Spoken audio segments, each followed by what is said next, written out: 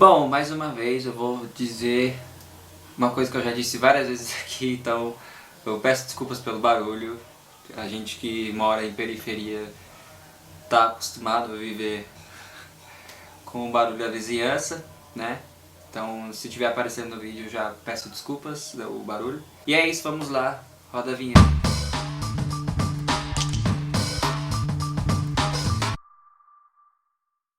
Olá, eu sou o Beto Oliveira e bem-vindo para mais um vídeo do canal Nas Entrelinhas. Gente, esse é um tema que eu queria trazer há um tempo, né?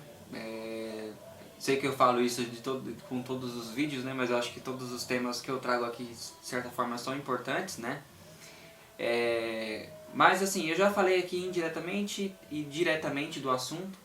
Eu fiz um vídeo sobre síndrome do pânico, né? Que foi uma condição que eu tive, que eu tenho ainda. Enfim, eu não tenho crises tão frequentes como antes, mas eu tive um período da minha vida que eu tive bastante dificuldades com relação a essa doença psicológica, né? E é isso. Tá aqui no card, inclusive, se você quer assistir esse vídeo que eu fiz, partilhando um pouco sobre como foi minha vivência com a síndrome do pânico. E naquele vídeo e também nos vídeos anteriores, eu acho que eu dei uma pincelada mais ou menos. No vídeo de masculinidade eu acho que eu falei um pouco sobre isso. O vídeo sobre... vai tá tudo aparecendo aqui no card, tá, gente? Se vocês ainda não assistiram, se você é novo no canal, tá tudo aqui, né? E se você é novo no canal e não é inscrito, se inscreve, né? Pra você poder acompanhar os próximos vídeos. E no vídeo, por exemplo, acho que foi o último que eu falei sobre o assunto por cima, foi o vídeo que eu falei sobre o Tammy Gretchen e a masculinidade, né? Os coaches de masculinidade. São assuntos relacionados, de certa forma, né?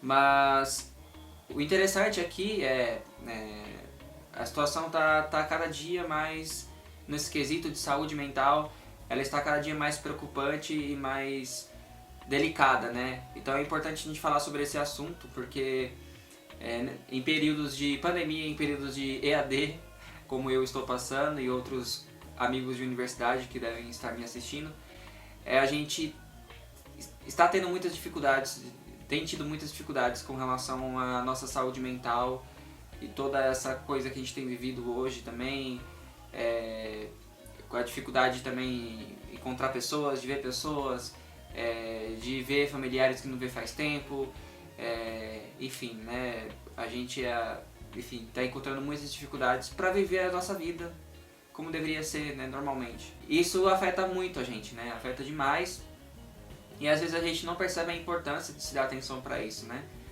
Como vocês podem ver no título, o que eu aprendi com a análise é uma coisa assim diferente que eu quero falar hoje, porque por toda a minha vida, por conta da síndrome do pânico, eu sempre fiz terapia, desde muito cedo, desde criança. Acho que a lembrança que eu tenho mais antiga de fazer terapia, eu já tinha por volta dos 5 anos de idade, se eu não me engano. Então, por conta do pânico que eu tinha desde criança, vivia com medo, chorando, medo de tudo, medo da chuva, medo de tudo. Falei isso também, acho que no vídeo sobre a síndrome do pânico. E aí fui crescendo desse jeito, né, com essa dificuldade. E muitas das minhas experiências, minhas vivências demoraram a acontecer, né. Eu sei que a gente também tem esse costume de se comparar aos outros, então por conta dessas dificuldades eu sempre tive a minha autoestima muito, enfim, afetada por isso. Hoje eu sou outra pessoa, eu tenho ainda as minhas inseguranças, sou uma pessoa bastante insegura ainda, porém já fui muito mais, né. A gente, quando está em terapia, a gente consegue enxergar esse processo, né. E desde então, essas terapias que eu havia feito eram terapias cognitivo-comportamental. Quem é da área de psicologia sabe o que significa, né? Terapia de TCC, são as terapias mais frequentes assim, que a gente consegue identificar em convênios médicos, né? Querendo ou não, é mais acessível, né? É uma terapia mais acessível e geralmente ela é mais recomendada mesmo, né? Para transtornos de ansiedade, para transtorno do pânico.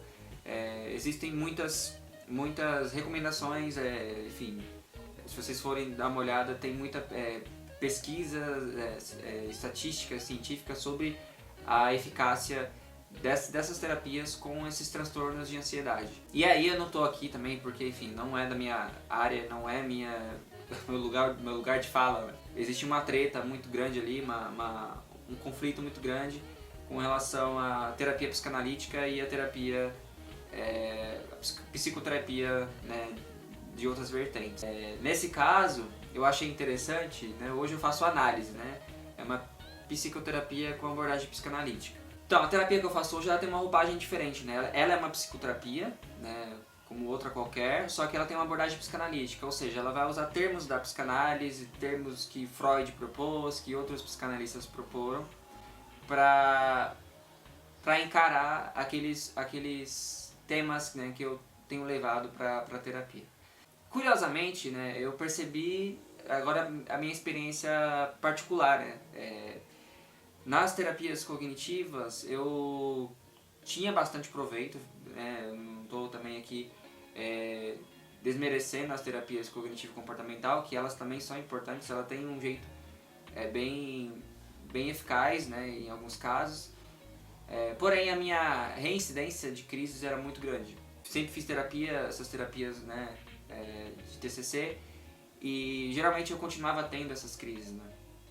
Porque geralmente essas terapias elas vão tratar o sintoma, vão tratar aquilo que você sente, essa angústia, como driblar essa angústia, como racionalizar, como saber o que desperta essa crise.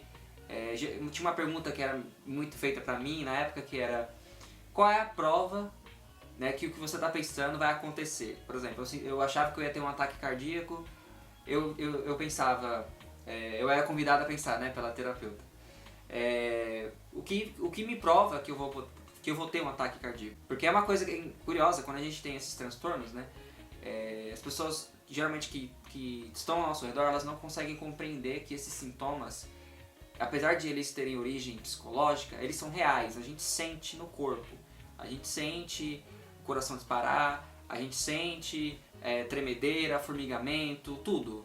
E geralmente quando não é transtorno do pânico, né, isso não sei se é uma regra, mas pela minha avaliação assim, o pânico ele é uma situação de que você se encontra numa situação meio que catastrófica, parece que vai acontecer uma coisa muito ruim, você acha que você vai morrer, você acha que você vai desmaiar, e aí vem toda uma série de sintomas ao mesmo tempo. Então você pode sentir tontura, o coração disparar, suar frio, tremedeira, formigamento, tudo ao mesmo tempo, no corpo inteiro. E outros transtornos, transtorno de ansiedade, geralmente, pelo que eu de familiaridade que eu tenho com o tema, são ansiedades, elas são de certa forma não tão intensas assim, né? Elas são intensas por conta da reincidência, que é muito grande. A pessoa pode ter várias crises durante o dia, e essas crises geralmente não são com muitos sintomas, são geralmente alguns, assim. Eu não sei se existe uma diferenciação nesse caso, né? É mais uma partilha mesmo, tá, gente? Eu não tô trazendo coisa com repertório, porque eu sou só um paciente, né?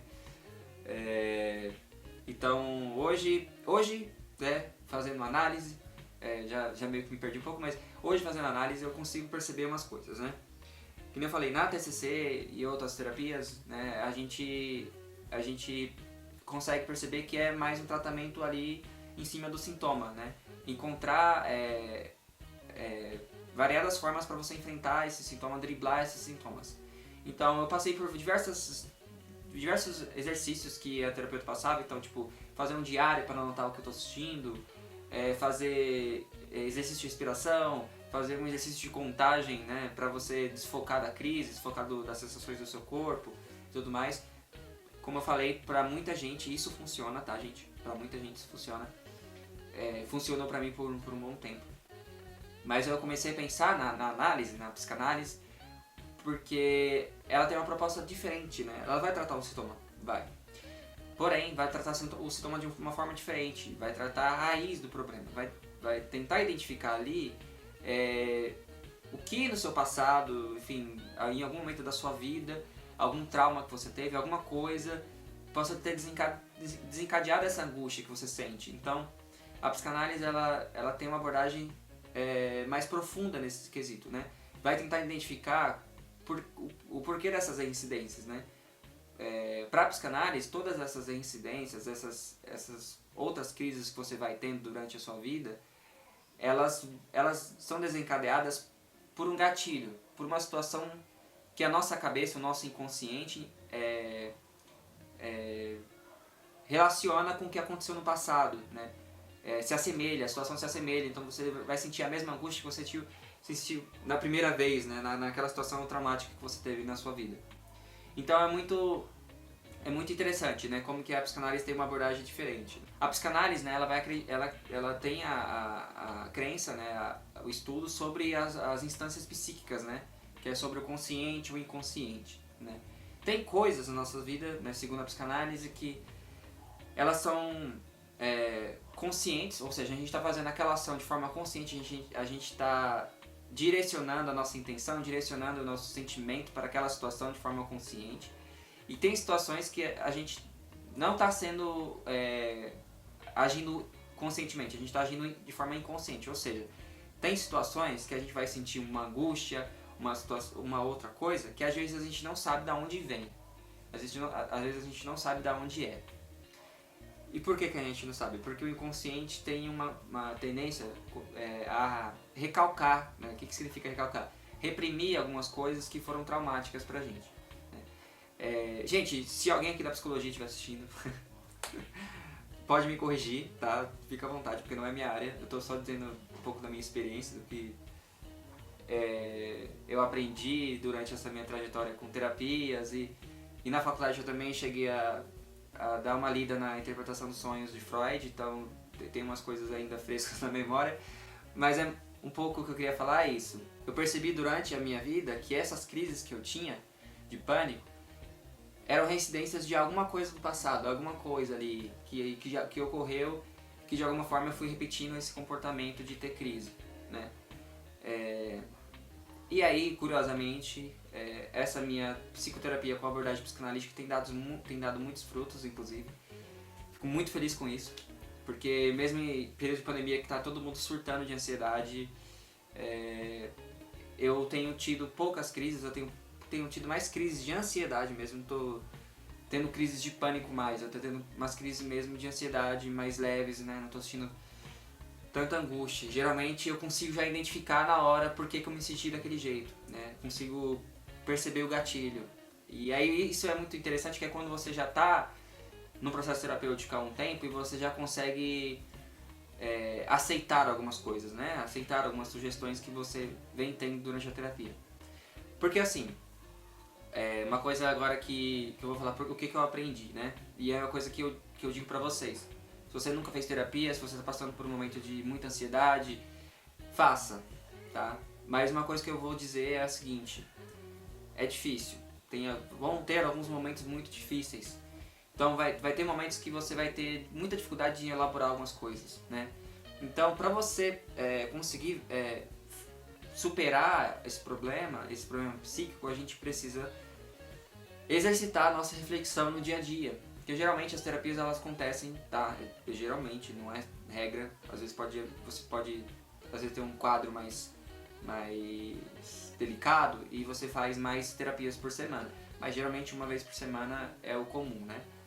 De período de acompanhamento terapêutico. E aí, nesse processo você vai encontrar algumas dificuldades, né? Então, se você for fazer a terapia, saiba que terá momentos que vai ser mais fácil, você vai falar, opa, que legal, tava na minha cara o tempo todo, mas eu não via. Mas vai ter momentos que você vai falar, cara, mas não quero falar disso, não quero lidar com isso. Então, você vai ter que fazer esse exercício de no dia a dia você ir refletindo sobre essas questões. Você mesmo no dia a dia ir pensando sobre isso, né? Porque o que a gente mais faz hoje em dia é o contrário. A gente costuma reprimir cada vez mais tudo que acontece com a gente. Então a gente coloca essa repressão dentro dos vícios, sei lá, dentro do cigarro, do álcool, do, sei lá, videogame, que às vezes a pessoa é viciada, ou outras formas de a gente não lidar com o problema, né? Enfim, não estou dizendo também que se o fato de você usar cigarro ou álcool, você está sempre fugindo dos problemas, mas geralmente a gente usa isso para entorpecer nossa mente, para não lidar com algumas questões que estão sendo difíceis pra gente no momento. Então é muito difícil encarar nossos problemas com lucidez. Então esse é o aprendizado que eu tive, assim, né? Geralmente a gente faz coisas inconscientemente, sem perceber. A gente foge dos problemas, a gente foge de nossas questões, né? A gente tem dificuldades às vezes em aceitar algumas coisas, né? Às vezes a gente tem dificuldade de aceitar que a gente não é o centro do universo, o centro das atenções, que tem a ver com o nosso narcisismo, ou outras coisas, né? Foram coisas que eu fui aprendendo, né? E, sei lá, eu queria compartilhar assim com vocês, porque essa é uma situação muito comum que eu vejo acontecer hoje. E com relação ao narcisismo, enfim, a gente... É uma característica que todos nós temos, tá? Em grau mais elevado ou menos elevado, enfim. A gente vê que hoje, com as redes sociais e com tudo que a gente tem hoje em mãos para se mostrar, a gente tem muito essa característica, né? De querer sempre chamar a atenção de alguma forma, né?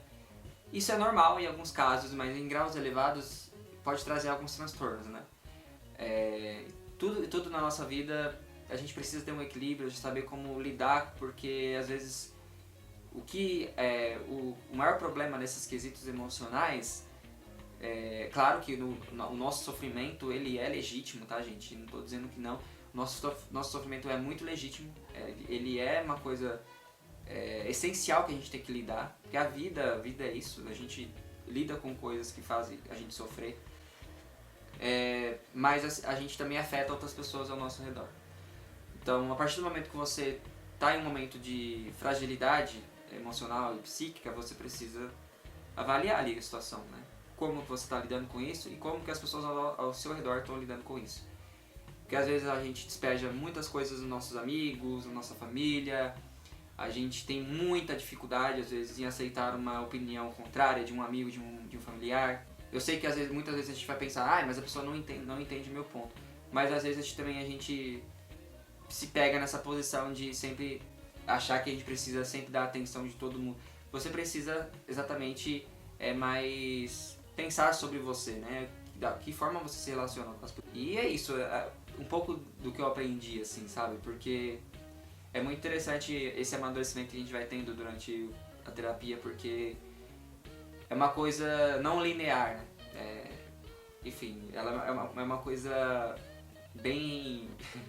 não é muito bem delimitada, então você vai ver que você vai ter muitos altos e baixos, muitas repetições, muitas reincidências ainda, muitas coisas que você precisa ainda ficar refletindo, porque são coisas às vezes que vai retornando, mas o mais importante é que você perceba, né? E tente tomar uma atitude diferente diante disso, né? Então eu acho que é uma coisa muito interessante de se colocar, e se você está refletindo em fazer terapia, faça, porque principalmente no caso de pânico, né, avalie a sua situação, né? O que você se encaixa mais, o que você acha, né? Você tem opções aí de terapia para você fazer, né? Enfim, eu vou deixar aqui também algumas informações embaixo, como que você pode procurar ajuda, mas existem muitos lugares aí que você pode procurar na internet, enfim, no caso particular, que às vezes tem um valor mais barato para você fazer esse acompanhamento, ou até mesmo às vezes tem alguns lugares que possam ter terapias gratuitas. Então se esforcem para procurar, né, tentem procurar ajuda, porque é muito importante a gente dar no pontapé inicial, né?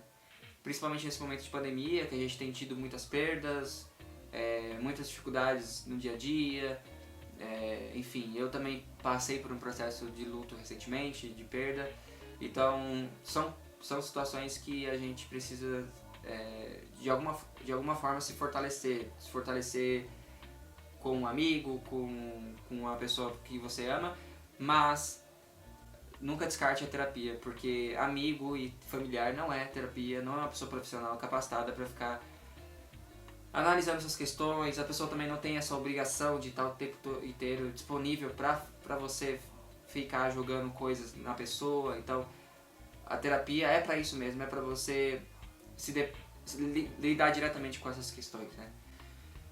Bom, gente, é isso. Eu fico por aqui. Eu acho que era um tema importante para trazer nesse momento. Eu já queria trazer há um tempo, então eu não sabia de que forma eu ia trazer. E já tem um tempo que eu não gravo também, então eu falei, que tema que eu posso trazer, que não seja tão maçante, enfim, uma coisa que seja até mais tranquila de ser assistido e tudo mais. Eu vou continuar trazendo, claro, as questões que eu ainda trago, né, de gramática, de linguagem, questões políticas, eu ainda vou trazer esses temas, mas como eu falei no início do canal, lá no primeiro vídeo, que vou trazer essas questões também, vivências e outras questões mais de cunho pessoal, né, e tal. Acho que é importante também trazer um pouco de verdade, assim, de uma coisa mais espontânea, né, então, enfim, é isso, gente. Se você tá aqui pela primeira vez, oi, eu sou o Beto, não sei se você me conhece de algum lugar, provavelmente, porque o canal ainda é bem pequenininho, então as pessoas que estão aqui são as pessoas que geralmente me conhecem pessoalmente, pessoas de vários ciclos, amigos meus, pessoal de faculdade que me conhece, enfim, então se você está chegando aqui agora, se inscreve. E se você não me conhece, tá me vendo aqui, nunca me viu na vida, tá me vendo aqui nesse vídeo aqui aleatoriamente que você encontrou em algum momento, também se inscreve. Eu faço vídeos aqui diversos sobre gramática, sobre política, sobre outras questões que eu falei anteriormente. E acompanhe outros vídeos se você ainda não viu, né? Dê like nesse vídeo, se quiser divulgar, pode divulgar também, fico muito agradecido. Gente, eu também tenho os meus trabalhos aí artísticos, também sou escritor, de vez em quando no Instagram, né? Pode me seguir nas redes sociais que deve estar aparecendo em algum momento aí.